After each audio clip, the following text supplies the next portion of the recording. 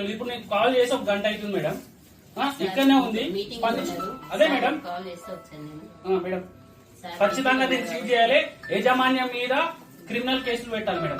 ఏదైతే తల్లిదండ్రులను ఇబ్బంది చేస్తా ఉన్నారు అధిక ధరలకు, ఎంఆర్పీ రేట్ల కంటే అధిక ధరలకు అమ్ముతా ఉన్నారు మేడం.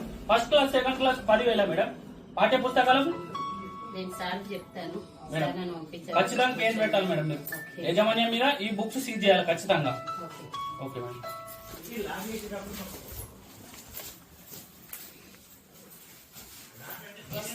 వస్తున్నా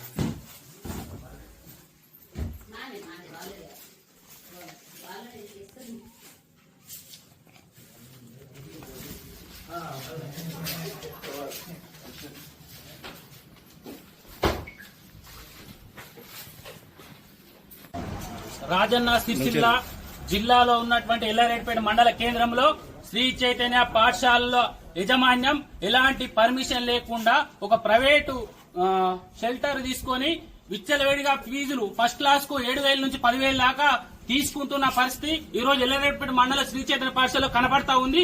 దీని మీద అనేక సార్లు ఇక్కడ ఉన్నటువంటి విద్యా అధికారులకు అనేక సార్లు కంప్లైంట్ ఇచ్చినా స్పందించకపోవడం, దీంట్లో ఆంతర్యం ఏందో అధికారులు చెప్పాలి. అదే విధంగా ఎల్లారెడ్డిపేట మండలం ఎంఈఓ కూతవేడు దూరంలో ఈ బుక్ స్టాల్ నిర్వహిస్తా ఉన్నారు. దీనికి ఎంఈఓ గారు ఒత్తాసు పలుకుతున్నారా, మరి వారు కళ్ళ కనబడతలేదని మేము అడుగుతా ఉన్నాం. తక్షణమే శ్రీ చైతన్య పాఠశాల యాజమాన్యం పైన క్రిమినల్ కేసులు పెట్టి ఆ గుర్తింపును రద్దు చేయాలి. అదే విధంగా ఈ పాఠశాలను దీన్ని సీజ్ చేయడం జరిగింది. దీన్ని మళ్ళా అమ్మకుండా తగు చర్యలు తీసుకోవాలని విద్యాధికారులను కోరుతా ఉన్నాం.